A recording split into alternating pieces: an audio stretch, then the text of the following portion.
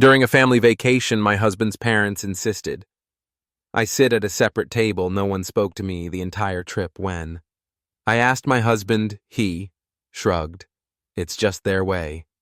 I smiled and said, perfect. I have my own way too. The next morning they found out what I had done, and panic set in. Looking back, the signs were always there, the little comments, the dismissive looks, the way. I was always treated like an afterthought in my own marriage, but I ignored them because I loved my husband. Ryan. I thought if. I just kept trying if. I kept being patient, things would change. They didn't. Instead, I found myself on a family vacation that was supposed to be a fun, relaxing trip to Hilton Head, South Carolina, but it turned into something else. Something. I'll never forget, we had just arrived at the resort. It was a beautiful place, the kind you see in travel magazines, white sand, palm trees, the sound of waves crashing in the distance. I was actually excited. I thought maybe, just maybe, this trip would be different, that Richard and Susan, my in-laws, would finally warm up to me, that we'd sit together, laugh, bond as a family. I was wrong. That first night we went to a nice restaurant for dinner.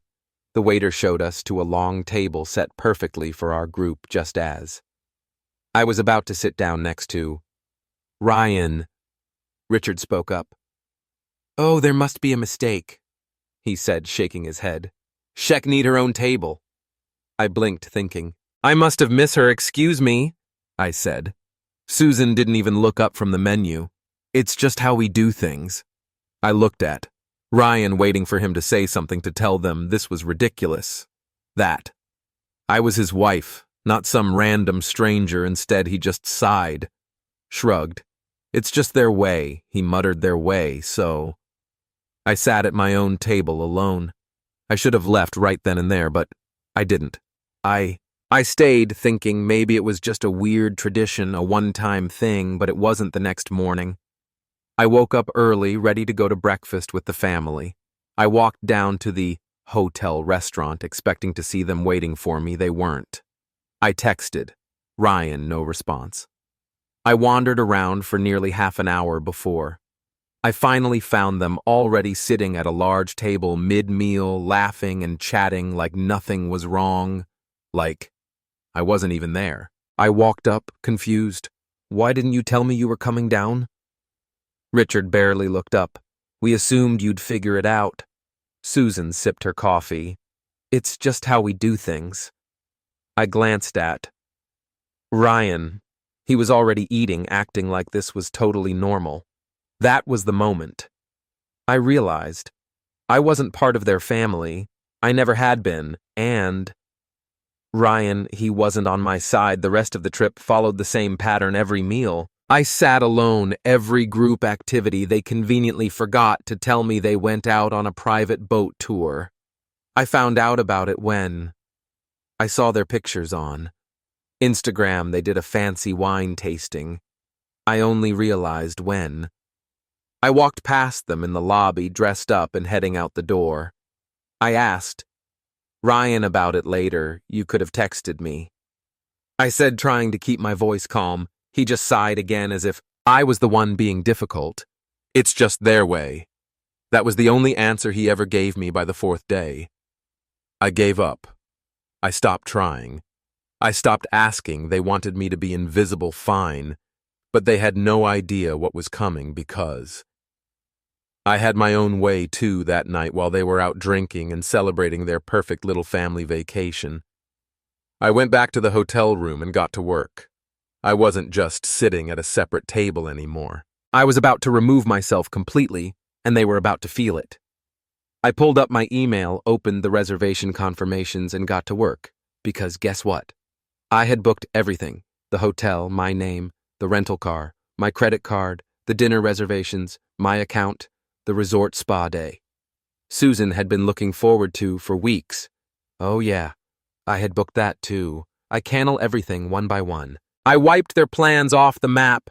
Their rooms canceled, their rental car, gone, their fancy dinner at the waterfront, restaurant not happening. I even called the spa and politely informed them that Susan would not be attending, and then I packed my bags, took the rental car, and left while they were clinking glasses and toasting to their perfect vacation. I was already driving down the highway heading toward Charleston.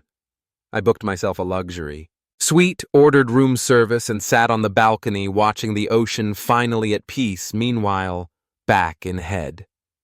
Panic was about to set in. I woke up in Charleston, feeling refreshed for the first time in days. The ocean breeze drifted through my hotel room as I sipped my coffee, stretched out on a plush lounge chair, and watched the waves roll in. Then my phone started vibrating. Ryan. I let it ring then. Susan then. Ryan again then. Richard. I turned my phone on silent and smiled. They had finally noticed. I imagined the exact moment the realization hit them. Richard, stepping out of bed, groggy and grumbling, only to be met by a hotel manager at the door. "Sir, there seems to be an issue with your reservation." Susan, mid-stretch, rolling over to grab her phone, ready to check the itinerary for the day, only to see a string of cancellation emails. Ryan, rubbing his temples, confused. Still half asleep, hearing his mother's voice escalate from mild irritation to full-on screaming. They had no rooms, no car, no plans. I smiled into my coffee a few hours later when I finally got tired of the silence. I checked my messages. "Ryan, where are you? Ryan, what the hell is going on? Ryan, you need to fix this now." I decided to pick up his next call just for fun. "Where are you?" Ryan demanded the second. I answered. "Charleston." A pause. "Charleston, what the hell are you doing there, enjoying my silence?" I could hear voices in the background. Susan was yelling at the hotel staff. Richard was swearing under his breath. "You canceled everything." Ryan finally asked, his voice lower now, like he still couldn't quite believe it. "Yes." He sucked in a sharp breath. "Do you have any idea what you've done? My parents have nowhere to stay. We had plans. You left us stranded." "Oh no," I said, voice dripping with fake concern that must be so uncomfortable. Ryan was silent again, probably realizing I had used his own words against him. I continued, "You all wanted me to be separate, so I gave you what you wanted. This is insane." He snapped, "You need to come back." I laughed. "No, Ryan, I really don't," and I hung up.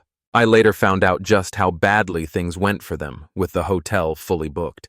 They had to scramble to find another place to stay. They ended up in a dingy roadside motel 20 minutes away from the resort, the kind with flickering lights and a weird smell in the air. No rental car meant they had to. Uber everywhere but Hilton.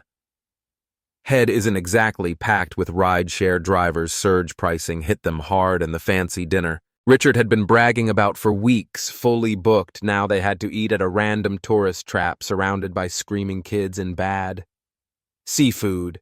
Susan threw a full-on tantrum at the spa when she realized her reservation was gone. She demanded they hurry in. Anyway, they didn't. I got all of this from the angry texts Ryan sent later. "Ryan, you seriously just left us like this?" Ryan mom is furious. She was humiliated at the spa. Ryan, Dad is losing his mind over the restaurant. Ryan, I hope you're happy. I was. I thought that would be the worst of it for them. A little inconvenience, a taste of their own medicine. But then something really interesting happened. A few hours later, my phone buzzed again. This time it wasn't Mark. It was a message from Sarah, Ryan's cousin. Sarah. "Hey, just wanted to say, I heard what happened, and honestly good for you." I frowned, rereading the message. Sarah and I had always gotten along fine, but she wasn't exactly my confidant. Me wait. What do you mean? Her response made my stomach drop. Sarah, they did the same thing to Ryan's ex-wife. I sat up straight. Ryan's ex-wife.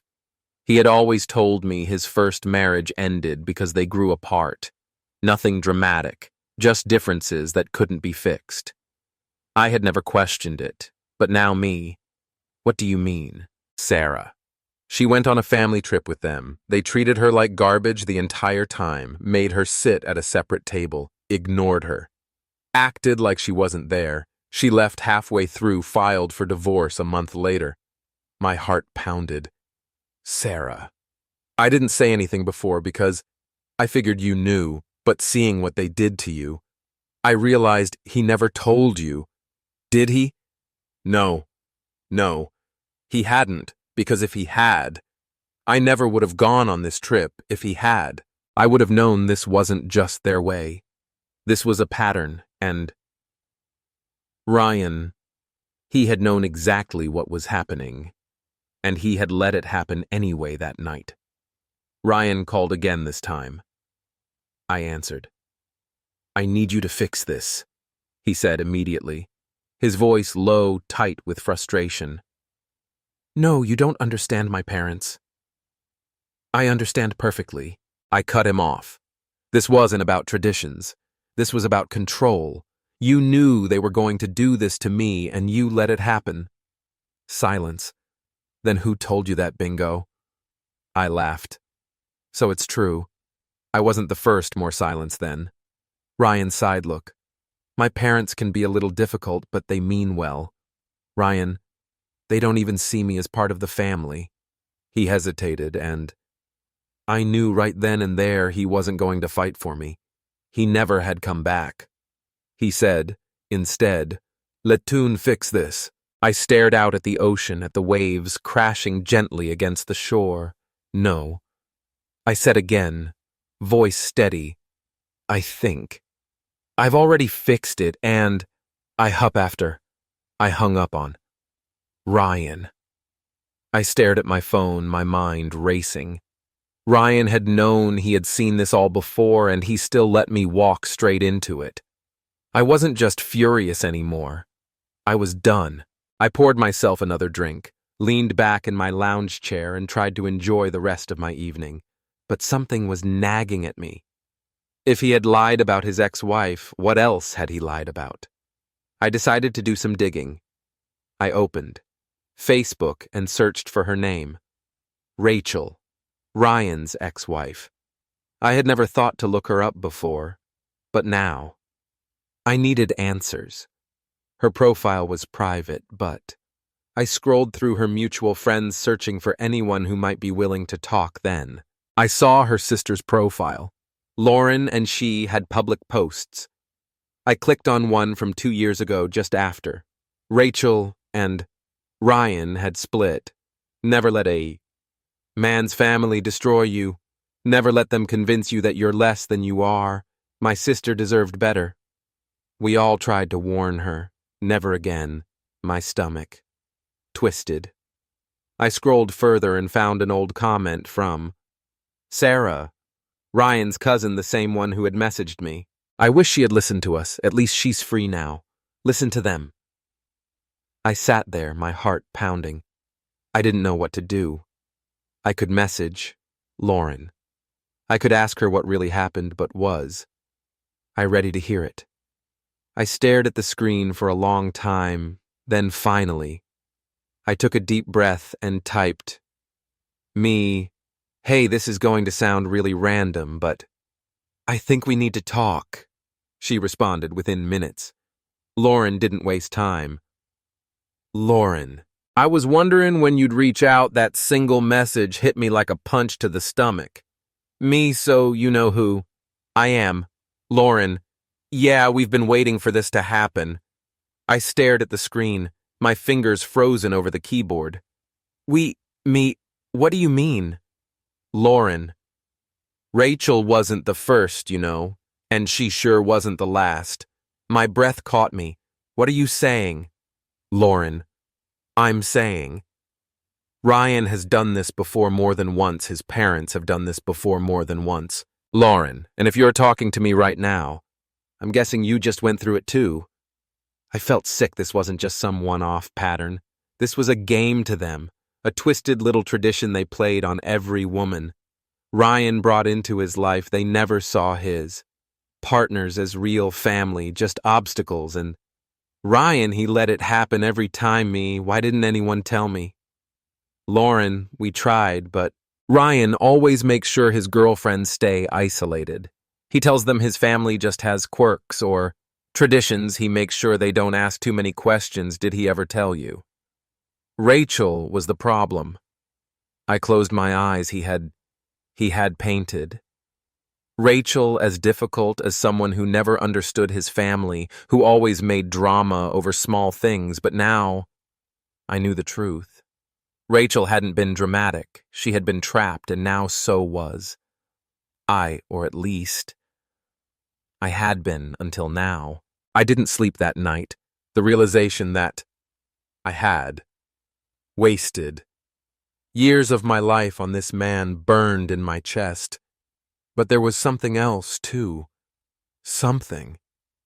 I couldn't quite put my finger on why had. Ryan called me so many times today. Why was he this desperate then at 6 o'clock a.m.? I got my answer. A text popped up from an unknown number. Ma'am, this is Officer Daniels with the Hilton Head Police Department. We need to speak with you regarding a missing persons report filed by your husband. I sat up so fast. I nearly knocked my phone off the nightstand. Missing persons report. I scrambled to call back, my mind racing the second the officer picked up. I blurted, "I'm fine. I'm not missing." a pause. Then, ma'am, are you saying you left voluntarily? Yes, obviously. I left voluntarily. My husband knows exactly where. He's been calling me nonstop. The officer sighed. Your husband reported that you left without explanation and haven't been answering his calls, he said. He was concerned for your safety. I clenched my jaw so hard my teeth hurt. This wasn't concern. This was control. Ryan hadn't been worried about me. He had been trying to force me to come back. I took a deep breath. Officer, I am perfectly fine.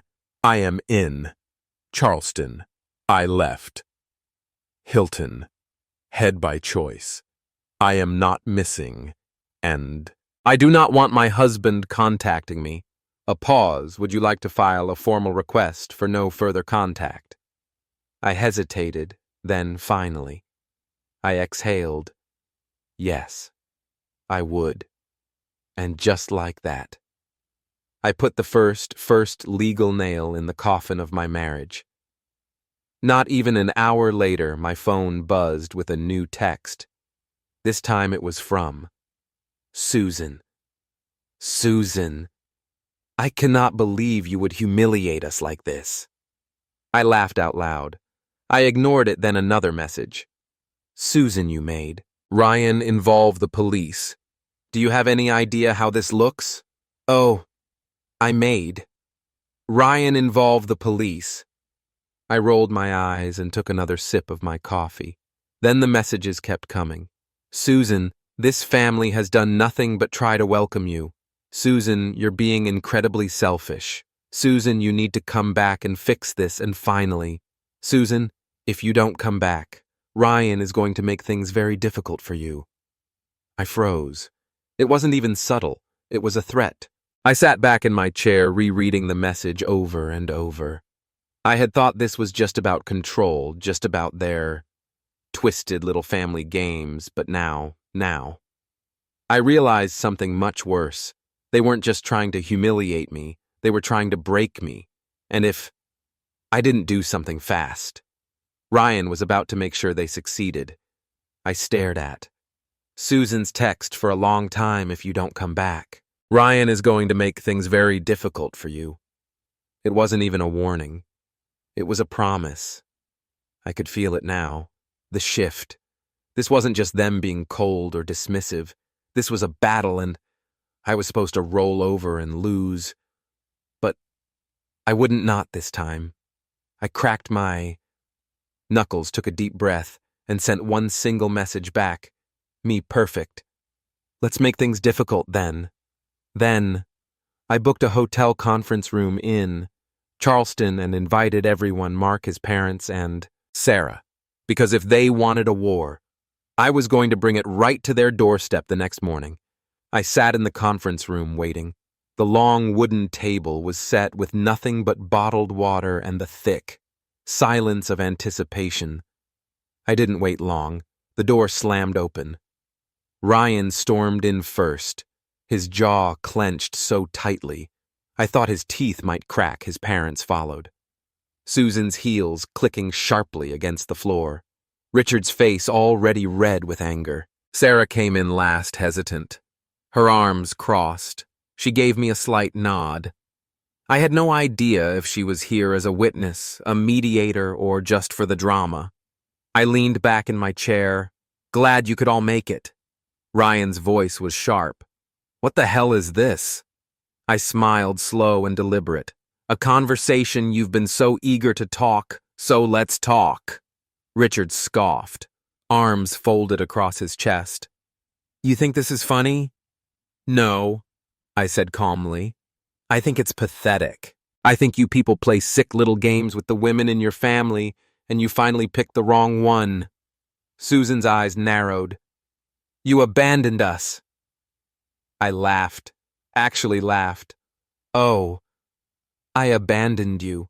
That's rich coming from the people who spent an entire vacation pretending I didn't exist. Ryan exhaled harshly, gripping the back of a chair. You're blowing this out of proportion, that was it. That was the moment. I slammed my hands on the table so hard that Susan flinched. I am your wife. My voice echoed in the room, cold and sharp. Asterisk, asterisk. Not a stranger, not some random outsider. I am your wife, and you let them treat me like nothing, and you... I jabbed a finger at. Ryan knew this wasn't the first time you knew exactly what was happening, and you let it happen anyway. His face paled. Susan cut in quickly, her voice high-pitched. We were just following tradition. I shot back. It's not tradition, it's control, it's a test, and you fail every woman who walks into this family. Ryan shook his head. You're overreacting. I grabbed my phone, pulled up the messages from Lauren, and threw it onto the table in front of him, read it. He hesitated, read it slowly. Ryan picked up the phone and scrolled. I watched his face tighten with every word.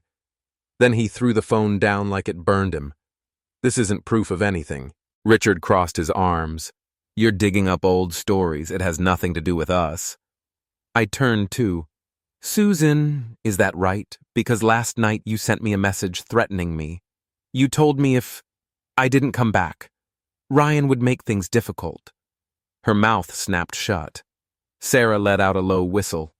Wow. Ryan turned to his mother, eyes narrowing. You did what? Susan stiffened. I was trying to make her understand. Understand what? Ryan's voice rose, that you've been playing this game for years, that you did the same thing too. Rachel. Richard shifted uncomfortably. Susan shot him a look, but the damage was done. Ryan's jaw twitched. Jesus. Christ. And just like that, I saw at the crack the tiny fracture in his carefully built loyalty to his parents the moment he realized. I hadn't been wrong that. I had never been wrong. Ryan turned back to me. For the first time he actually looked unsure. I stared at him, waiting to see if he would finally say something that mattered, but then he ran his hands through his hair inside. I can fix this. My stomach dropped. That was his first instinct. Not an apology, not regret, just fixing the optics. I leaned back, exhaling slowly. You really don't get it, do you? Silence. I stood up, adjusting my bag. I'm not coming back. Ryan, that snapped him out of it. Wait, what? I'm done. His eyes widened. You're serious? Sarah snorted. Dude, how have you not figured that out by now? Susan's voice. Rose, this is ridiculous. You're throwing away your marriage over a misunderstanding. I shook my head no. Susan, you threw it away. You and Richard and your sick, twisted way of treating people. Ryan was just too weak to stop it. Ryan reached for my arm, but I stepped back. Wait, Letun, talk about this. I hold up my hand. No. Ryan, you talk, you make excuses, you let them control you. But I'm done listening. I grabbed my phone and walked to the door. Ryan's voice was almost desperate now. Wait, where are you going? I turned back, staring at him one last time. I'm leaving. Susan scoffed. You can't just leave a marriage. I met her gaze, my expression unreadable. Watch me then. I walked out the door. It took 6 months to finalize the divorce. Ryan tried everything, begging, blaming, even accusing me of overreacting, but I never looked back. Sarah stayed in touch. She told me things imploded after. I left, apparently. Ryan finally confronted his parents, and it wasn't pretty. Richard called him weak. Susan cried, saying, I had brainwashed him for the first time. Ryan saw them for what they really were. It didn't change anything for me. I was already gone. I moved back to Charleston permanently. I found a new apartment, reconnected with old friends, and started rebuilding. My life. 1 night months later. I got a text from an unknown number. Ryan. I see it now. I'm sorry. I stared at it for a long time then. I deleted it because, for the first time in years, I was free.